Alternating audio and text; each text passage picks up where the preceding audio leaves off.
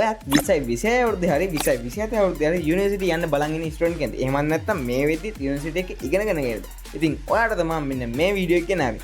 ඔයා ගේම් ගහනවා නම් කන්ටෙන්ට් ක්‍රියේටින් කරනවා නම් ඕන කෙනෙක්ට අද වීඩියෝ එක වැදගත් වෙනවා. ඉතින් ලැප් එකක් ගන්න හිතන් ඉන්න කෙනෙක් නම් අනිවාර්යයෙන්ම මේ වීඩියෝ එක ස්කිප් නොකර බලන්න කියලා මම ඔයාලගෙන් ඉල්ලනවා. අද අපි කතා කරන්න හදන්නේ රේන්ජ් එක ඇතුලේ තියෙන සුපිරිම ලැප්ටොප්ස් 10ක් ගැන. ඉතින් ඔයාගේ අවශ්‍යතාවයන් අනුව ලැප්ටොප් ගොඩක් අද ගෙනල්ලා තියෙනවා. ඉතින් ඔයාලට වැදගත් වෙන ලැප්ටොප් එක අනිවාර්යෙන් කමෙන්ට් කරන් යන්න මතක කරන්නත් එපා. එහෙනම් අපෙන් යමු වීඩියෝ එකට.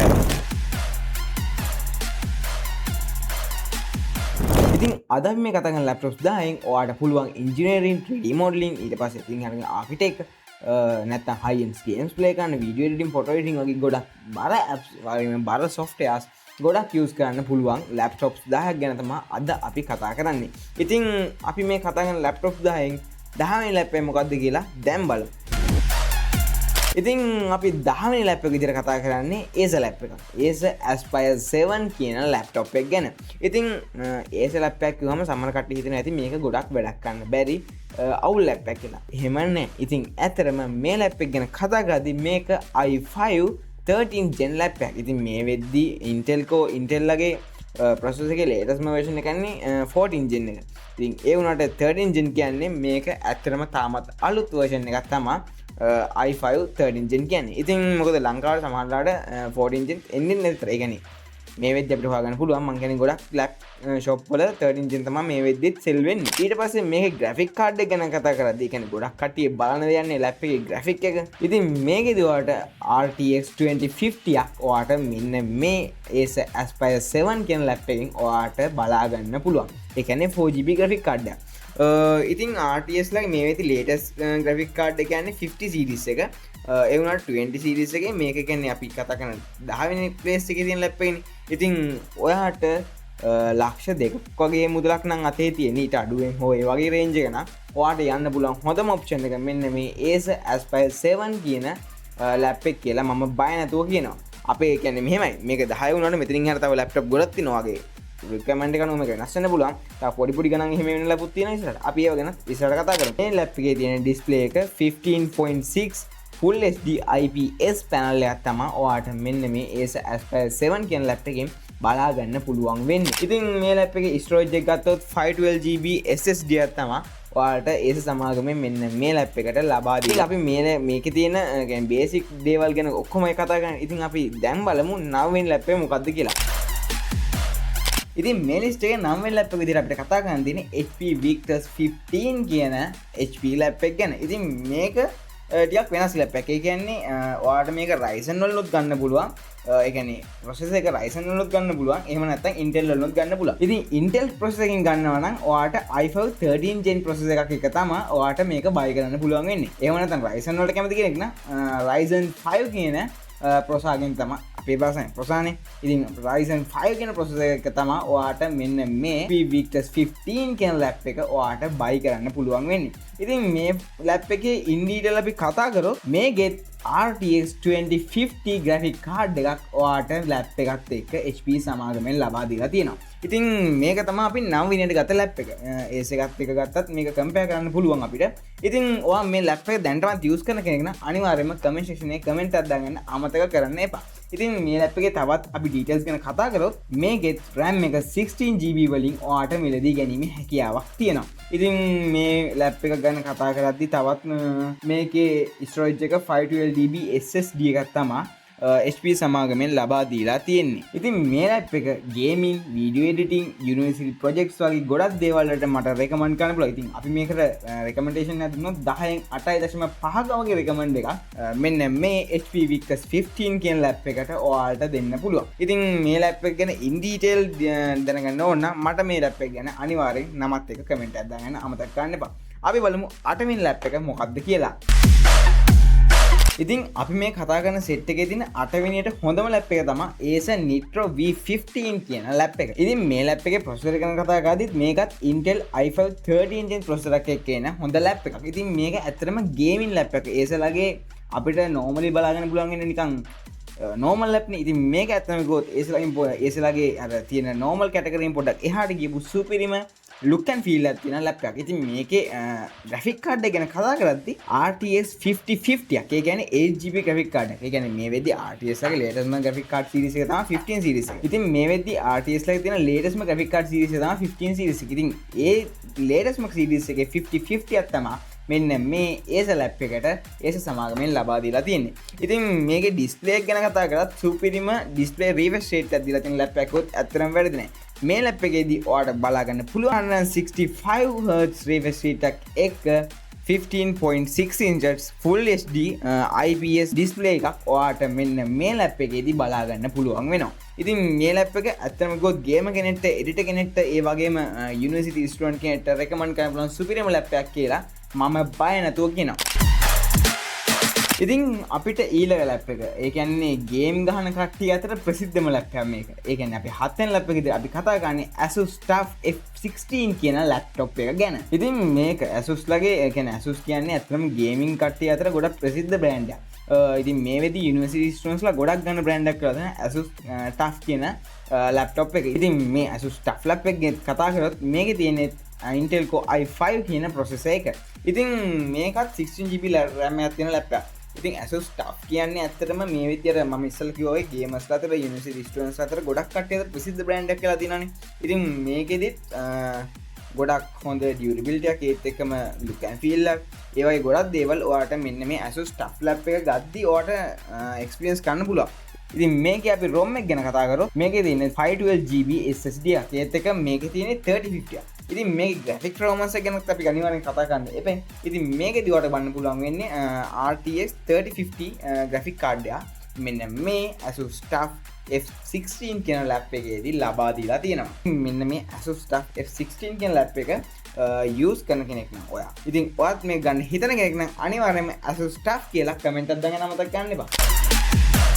ඉතින් අපිට දැන් කතා කරන්න තියෙන Lenovo ලැප් එක ගැන. ඉතින් මේ ලැප් එක ගැන කතා කරද්දී මේක ඇවිල්ලා Lenovo LOQ15 කියන ලැප් එක. ඉතින් මේ ලැප් එකේ ඉන් ඩීටේල් කතා කරොත් මේකේ තියෙන්නේ Ryzen processor එකක්. ඒ කියන්නේ Ryzen 7 තමයි මෙන්න මේ Lenovo ලැප් එකේ processor එක වෙලා තියෙන්නේ. ඉතින් මේ ලැප් එකේ ඉන් ඩීටේල් කතා කරොත් මේ ලැප් එකට තියෙන්නේ RTX 4060 එකක්. ඒ කියන්නේ RTX 46 එක කියන්නේ සාමාන්‍යයෙන් graphic level එක උපරිම level එක. 50 series එක ගියාට මම කියන්නේ අපේ budget එකත් එක්ක බලද්දි ලැප් එකට graphic එක හොඳටම තියෙනවා කියලා කෙනෙක්. ඉතින් මේ ලැප් එක ගැන කතා කරද්දී අපිට ඒකේ display ගැන කතා කරන්න මෙපේ. ඉතින් මේ ලැප් එකේ display ගැන කතා කරද්දී ඉතින් මේකේ තියෙන්නේ 15.6 144ක Hz refresh rate එකක් තියෙන display එකක්. දැන්ට තියෙන ගොඩක් හොඳ games videos වගේ ගොඩක් දේවල් හොඳ quality එකෙන් බලන්න පුළුවන් display experience එකක් ඔයාලට මෙන්න මේ Lenovo ලැප් එකේ පාවිච්චි කරලා ගන්න පුළුවන්. ඉතින් මේ ලැප් එකේ ඇත්තම ගොත් RAM ROM ගැන කතා කරන්නත් අනිවාර්යෙන් එපයි. ඉතින් මේකේ තියෙන ROM එක ගැන කතා කරද්දී මේකේ තියෙන්නේ 512GB NVMe එකක්. ඉතින් 512GB NVMe එක කියන්නේ ඔයාගේ ස්පීඩ් එක තවත් වැඩි කරන සීන් එකක් වෙනවා. ඒ කියන්නේ ROM එක ගැන කතා කරද්දී. ඉතින් මේ ලැප් එකේ RAM එක ගැන කතා කරද්දී ඔයාලට බලා ගන්න පුළුවන් වෙන්නේ 16GB RAM එකක්. ඒකත් DDR5 එක. ඉතින් DDR5 RAM නම් ඇත්තටම ගණන් ලැප්ටොප් එකෙන් කොහොමද ගණන්නේ? anyway ඉතින් මේකෙදිත් අපි කතා කරපු දේවල් එක මේකේ තියෙන performance එක ඔයාට recommend කරන්න පුළුවන් සුපිරිම ලැප් එකක් කියලා බය නැතුව කියනවා මෙන්න මේ Lenovo ලැප් එක. ඉතින් ඔයා මොකද්ද මේ ලැප් එක ගැන හිතන්නේ? අනිවාර්යයෙන්ම කමෙන්ට් එකක් දාගෙන අමතක කරන්න එපා. ඉතින් අපිට ඊළඟට කතා කරන්න තියෙන්නේ Dell laptop එක. ඉතින් මේ Dell G16 කියන ලැප් එක ගැන කතා කරද්දී මේක සුපිරි ගේමින් ලැප් එකක්. ඉතින් මේ Dell 16 කියන ලැප් එක ගැන අපි ඉන් ඩීටේල් කතා කරද්දී ඉතින් මේ Dell laptop එකේ processor එක ගැන මුලින්ම බලමු. ඉතින් මේ Dell laptop එකේ processor එක ගැන බලද්දී මේකෙත් i7 i9 වගේ ඔයාලට versions දෙකකින් වගේ මිලදී ගැනීමේ හැකියාවක් තියෙනවා. ඉතින් processor එක අනුව price එක වෙනස් වෙනවා. ඉතින් මේකේ graphic card එක බලුවොත් අපිට එක එක versions තුනක් බලා ගන්න පුළුවන්. ඒ කියන්නේ RTX 3060 ඊට පස්සේ 4060 ඊට පස්සේ 4070 වගේ graphic cards version තුනකින් දෙන. ඒ කියන්නේ ඒ වගේ දේවල් මත මේකේ price එක පොඩි පොඩි වැඩි වීම වල ලක් වෙන්න පුළුවන්. ඉතින් මේකේ display එක ගැන කතා කරද්දී ඉතින් ඔයාලට මේකේදී 16 inches display එකක් බලා ගන්න පුළුවන්. ඒකත් 240ක refresh rate එකක් එක්ක. ඉතින් මේ වගේ වාසියින්දා මේ ලැප් එකේ display experience එකයි processor ඒ වගේ ගොඩක් දේවල් ඉඳන් මේ ලැප් එක ඔයාලට recommend කරන්න පුළුවන් කියලා බය නැතුව මම කියනවා. ඉතින් සාමාන්‍යයෙන් ගොඩක් අය Dell laptop වල කියන්නේ Dell laptop fans ඉන්නේ ගොඩක්. ඉතින් ඒ හින්දා මම හිතන්නේ ඔයා ලැප් එකක් ගන්න හිතන කෙනෙක් නම් ඒ කියන්නේ සාමාන්‍යයෙන් සැලකිය යුතු මුදලක් වේදන් ගන්න පුළුවන් නම් මේ ලැප් එකක් කිසිම අවශ්‍යයක් නැති සුපිරි ඉන්වෙස්ට්මන්ට් එකක් වෙයි කියලා මම හිතනවා. දැන් අපි කතා කරමු අපේ ඊළඟ ලැප් එක ගැන. ඉතින් මේ ලැප් එක තමයි Asus ROG Strix G16 කියන ලැප් එක. ඉතින් මේ ලැප් එක Intel Core processor එකක් තමයි මේකේ තියෙන්නේ. Intel processor එකක් තමයි මේකේ තියෙන්නේ. ඒකත් Intel i7 කියන processor එක තමයි ඔයාලට මෙන්න මේ Asus ලැප් එකෙන් බලා ගන්න පුළුවන් වෙන්නේ. ඉතින් මේකේ පොඩි වෙනස් දෙයක් මේක පාවිච්චි කරලා තියෙනවා. ඒ කියන්නේ මේකේ ROM එක විදිහට මේ කටි 1TB NVMe එකක් යස් කලා තියෙනවා මෙන්න මේ Asus ලැප්ටොප් එකට. මේකේ RAM එක ගැන කතා කරොත් මේකේ තියෙන්නේ 16GB RAM එකක්. ඒකත් DDR5. ඉතින් RAM එකයි ROM එකයි wow කියලා තමයි කියන්න තියෙන්නේ. මොකද RAM එක 16GB ROM එක 1TB NVMe එකක්. ඉතින් මේකේ graphic card එක ගැන කතා නොකර බෑනේ. ඉතින් මේ graphic card එක ගැන කතා කරද්දී මේකේ තියෙන්නේ 8GB graphic card එකක්. ඒ කියන්නේ 5060 ක් තමයි මෙන්න මේ Asus ලැප්ටොප් එකේ අපිට බලාගන්න පුළුවන් වෙන්නේ. ඉතින් මේ ලැප්ටොප් එකේ ඩිස්ප්ලේ එක මේක 16 inches full HD ඩිස්ප්ලේ එකක් තමයි ඔයාලට මේ ලැප් එකේ බලාගන්න පුළුවන්. ඒකත් 165Hz ඩිස්ප්ලේ refresh rate එකක් එක්ක. ඉතින් අපි දැන් කතා කරන්නේ මෙන්න මේ Asus ලැප්ටොප් එක ගැන. ඉතින් අපි දැන් බලමු ඊළඟට තියෙන්නේ මොන වගේ ලැප් එකක්ද කියලා. දැන් කතා කරන්නේ තවත් Lenovo ලැප් එකක් ගැන. ඉතින් මේ ලැප් එක තමයි Lenovo Legion 5 කියන ලැප් එක.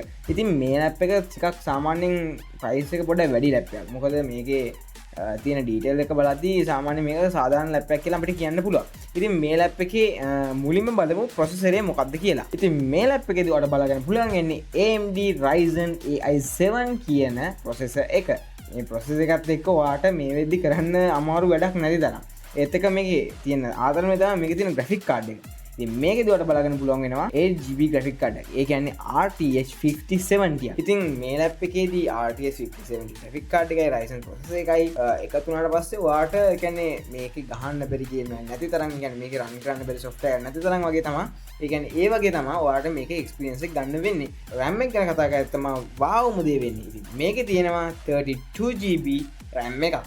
32GB RAM එකක් කියන්නේ සාමාන්‍ය normal phone එක storage එක නේද? ඉතින් ඉස්සර අර normal phone එක පොඩි phone එක storage එක 32GB නේ. ඉතින් 32GB RAM එකයි 5070 graphic card එකයි Ryzen processor එකයි වෙනම දෙයක් වෙනවා. ඉතින් මේකේ display එක ගැන කතා කරද්දී තමයි පොඩි අවුලක් එන්නේ. ඉතින් මේකෙදී මේ display එකට දීලා තියෙන්නේ 165Hz refresh rate එක. මේකත් පොඩක් 240ක් වගේ දුන්නා නම් ඉතින් අපි දැන් ඉන්නේ මේ වීඩියෝ එකේ අන්තිම එකේ. ඒ කියන්නේ අපි දැන් කතා කරන්නේ සුපිරිම ලැප් එකනේ. ඉතින් දැන් අපි කතා කරන්න හදන ලැප් එකක් ටිකක් මිලලා තින් ගොඩක්ම එක්ස්පෙන්සිව් ලැප් එකක්. ඉතින් මේ ලැප් එකේ ඩීටේල් ගැන කතා කරද්දී ඩීටේල් ගැන කතා කරන එක ලැප් එක කියන්නේ බෑ. ඉතින් මේ ලැප් එක තමයි Lenovo Legion Pro 5 කියන ලැප්ටොප් එක.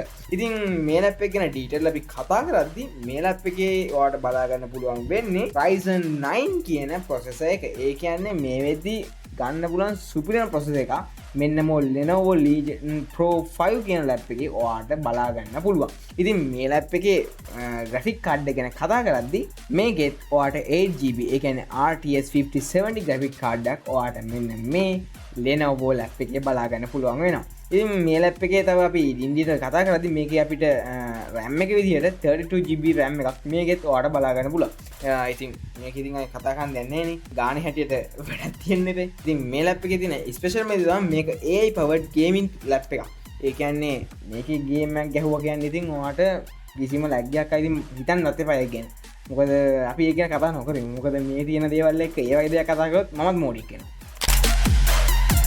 ඉතින් අපි දැන් බලමු ඒ කියන්නේ මේක තමයි වීඩියෝ එකේ අන්තිම කොටස. ඉතින් වීඩියෝ එකේ අන්තිම කොටස නිකන් බලන් හිටියෝ ඔයා හිතන්නේ නැති අන්තිමට තියෙන සුපිරිම ලැප්ටොප් එක මොකක්ද කියලා.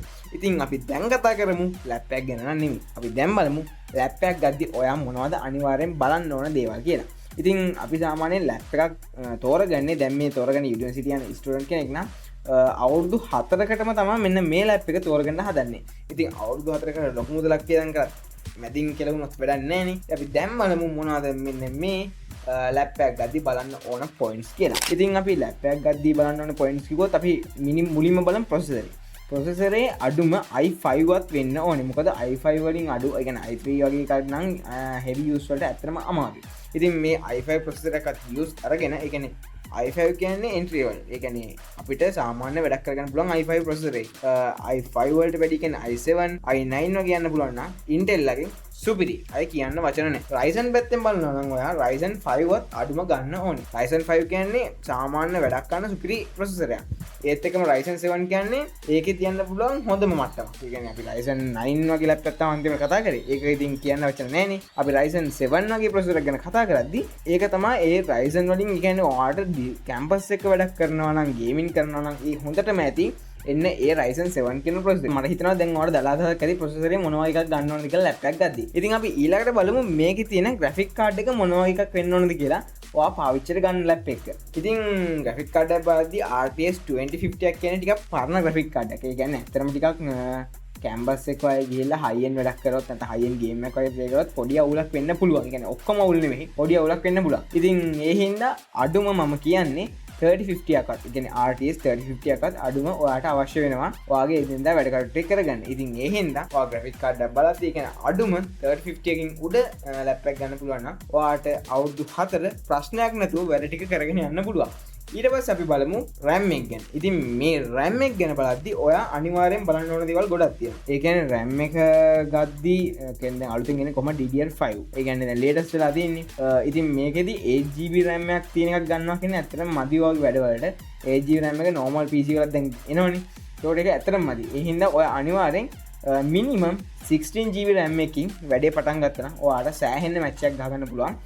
අවුරුදු 4 නැත්නම් ගේම් ගහනවා නම් ඒ ඔක්කොම අතර ඔයාලට සුපිරි වැඩක් කරගන්න පුළුවන්. අඩුම 16GB RAM එකක්වත් ඔයා යූස් කරන්න පටන් ගන්න ඕනේ. ඒ කියන්නේ 16GB RAM එකේ ඉඳන් ඉස්සරහට ගියාම ඒ කියන්නේ 32GB කියන්නේ ඔයාලට හෙවි වැඩක් කරන්න සුපිරිම RAM එක. ඉතින් අපි දැන් 16GB RAM බැලුවා, 32GB RAM බැලුවා. ඒ කියන්නේ අපි graphic card එක බැලුවා.